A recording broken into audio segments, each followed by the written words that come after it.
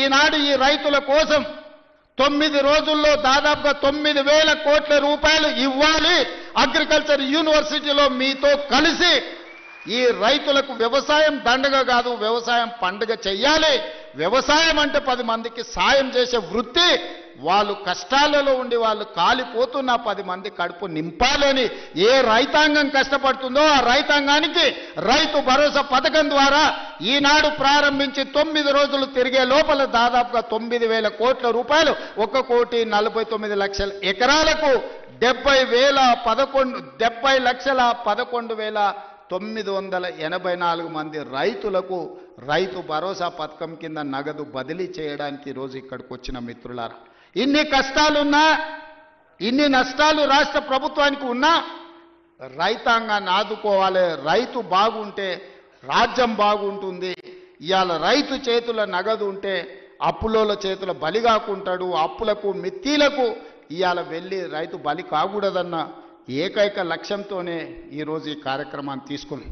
ఇప్పటి వరకు దాదాపుగా రైతు రుణమాఫీ కావచ్చు, లేకపోతే రైతు భరోసా కావచ్చు, అదేవిధంగా వ్యవసాయానికి ఉచిత విద్యుత్తు కావచ్చు, అదేవిధంగా రైతులు పండించిన పంట కొనుగోళ్లు, దాంతోపాటు బోనస్ కావచ్చు, అదేవిధంగా రైతు బీమా కావచ్చు. ఈ 18 నెలలల్లా కొనుగోలుతో సహా మొత్తం కలిపితే 1,01,728 కోట్ల రూపాయలు ఖర్చు పెట్టిన రాష్ట్రం తెలంగాణ రాష్ట్రం. ధైర్యంగా పైసకు లెక్క చెప్తారు రేపు అసెంబ్లీలో. 18 నెలల్లో రైతులు పండించిన పంటకు గిట్టుబాటు ధరతో పాటు బోనసు, రుణమాఫీ, రైతు బీమా, రైతు భరోసా కలిపి 1,00,000 కోట్ల రూపాయలు ఖర్చు పెట్టిన ప్రభుత్వం, ప్రజా ప్రభుత్వం, మన ప్రభుత్వం. ధైర్యంగా గ్రామాలకు వెళ్ళి చెప్పండి. ఏ గ్రామంలో అయినా సవాలు విసురుదాం. ఆ 10 సంవత్సరాలలో వాళ్ళు చేసిన రైతు రుణమాఫీ ఎంత, 1 సంవత్సరంలో మనం చేసిన రైతు రుణమాఫీ ఎంత.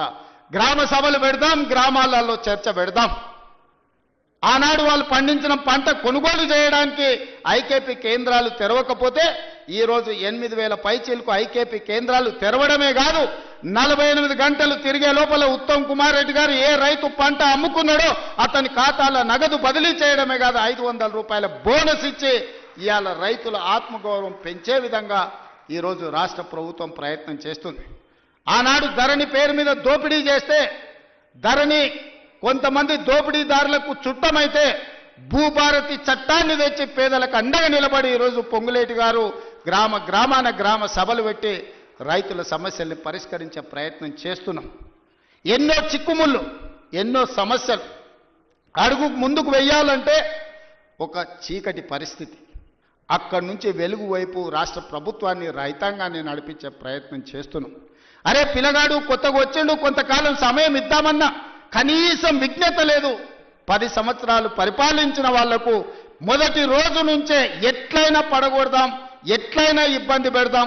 విద్యార్థులు చచ్చిపోతే సంతోషంతో నృత్యాలు చేస్తారు, రైతులు చచ్చిపోతే సంతోషంతో వాళ్ళు ఇవాళ చేస్తున్నారు. ఎక్కడైనా బస్సు కింద పడేవారని చచ్చిపోతే వాళ్ళకు ఆనందమే, ఎక్కడైనా ఆహార కలుషితమైపోయి విద్యార్థులు చచ్చిపోతే వాళ్ళకు ఆనందమే, ఎక్కడైనా రైతు ఆత్మహత్య చేసుకుంటే వాళ్ళకి ఆనందమే.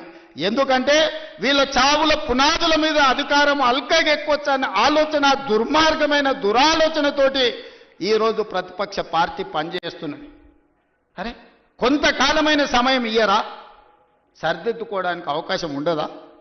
5 ఏళ్ల కోసం ఎన్నికైన ఈ ప్రభుత్వం ప్రజల కోసమే పనిచేస్తుంది కదా. ప్రతినిత్యం మీ మధ్యలోనే ఉన్నాం కదా. ఎక్కడైనా ఫామ్ హౌస్లో పండుకున్నామా, ఎక్కడైనా దాచుకున్నామా? లేం కదా, మీ మధ్యలోనే ఉన్నా కదా. ఎవరు వచ్చినా కలుస్తున్నాం కదా. నేను కానీ మా మంత్రులు కానీ ఏ ఒక్క రోజైనా ఈ రైతాంగాన్ని కలవకుండా, మా ఎమ్మెల్యేలు గ్రామాలు తిరగకుండా ఎక్కడైనా ఉన్నారా ఈ 18 నెలల? గతంలో ఎప్పుడైనా ముఖ్యమంత్రి ఎన్నిసార్లు కనిపించిండో లెక్కలు తీయండి. ఎన్నిసార్లు సచివాలయానికి వచ్చిండో మీరు చూడండి. ఈనాటి పరిపాలన చూడండి. అంతెందుకు, టెలిఫోన్ ట్యాపింగ్ గురించి మీకు తెలుసు కదా. భార్యాభర్తలు మాట్లాడుకుంటే కూడా ఫోన్ లేని పరిస్థితి ఆయనలో ఉండే. ఇవాళ మమ్మల్ని బహిరంగకు వచ్చి ఏమన్నా దూషించినా ఫోన్లలో మాట్లాడుకున్నా. మీకు అందరికీ స్వేచ్ఛగా లేరా? ఫోన్లలో భయపడుతారు ఇప్పుడు మాట్లాడానికి. గతంలో ఎట్లుండే, ఇవాళ ఎట్లుంది? ఈ స్వేచ్ఛ 4 కోట్ల తెలంగాణ ప్రజలకు వచ్చిందా, రాలేదా? తెలంగాణ ప్రజలు కోరుకున్నది స్వేచ్ఛ కదా, సామాజిక న్యాయం కదా. సమాన అవకాశాలు కదా.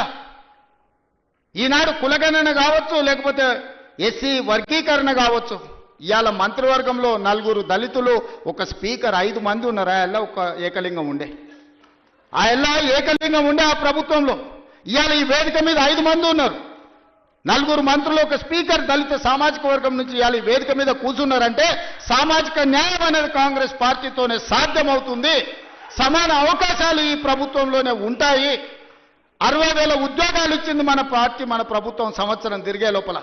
నేను ఛాలెంజ్ చేస్తున్న భారతదేశంలో స్వతంత్రం వచ్చినప్పటి నుంచి ఏ రాష్ట్ర ప్రభుత్వమైనా, ఉమ్మడి రాష్ట్రంలో కూడా, ఆనాడు ఆంధ్రప్రదేశ్లో కూడా ఒక్క సంవత్సరంలో 60,000 ఉద్యోగాలు ఇచ్చిన చరిత్ర లేదు.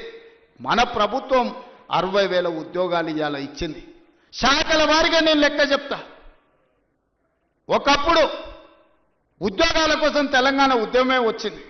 ఒకప్పుడు నోటిఫికేషన్ల కోసం లక్షలాది మంది విద్యార్థులు రోడ్ల మీదకి వచ్చింది. కానీ మన ప్రభుత్వం వచ్చిన తర్వాత అన్నా నోటిఫికేషన్లు ఎక్కువైతే కొంచెం ఆలస్యం, అన్నీ చదువుకోవాలంటే కష్టమవుతుందా, అశోక్ నగర్లో ధర్నాలు చేసిరు. ఆనాటికి ఈనాటికి ఉన్న తేడాను మీరు గమనించండి. ఆ పిల్లల భవిష్యత్తు కోసమే ఈ ప్రభుత్వం ఉంది. మీరే ఈ దేశ, ఈ రాష్ట్ర భవిష్యత్తు మీకోసమే ఈ ప్రభుత్వం పనిచేస్తుంది. మీ భవిష్యత్తును తీర్చిదిద్దాలన్నదే మా ఆలోచన. మాకేముంటుంది, మేము అన్ని సాధించినాం, మాకు రావాల్సిన అవకాశాలన్నీ మాకు వచ్చినాయి. ఇంకా మేము కొత్తగా సాధించేది ఏం లేదు. మాకు ఆనందాన్ని ఇచ్చేదే మీ భవిష్యత్తు. మిమ్మల్ని తీర్చిదిద్దుతే మేము విజయం సాధించినట్టే. ఇవాళ మీ అందరి కోసం ఈ రైతుల పిల్లలే ఈరోజు వ్యవసాయ శాఖ యూనివర్సిటీలో చదువుకుంటున్నారు. ఇవాళ డాక్టర్లైనా, లాయర్లైనా, ఇంజనీర్లైనా, ఐఏఎస్ ఐపీఎస్లైనా ఈరోజు ఈ రైతుల పిల్లలే ఈరోజు డాక్టర్లు, లాయర్లుగా రాణిస్తారు.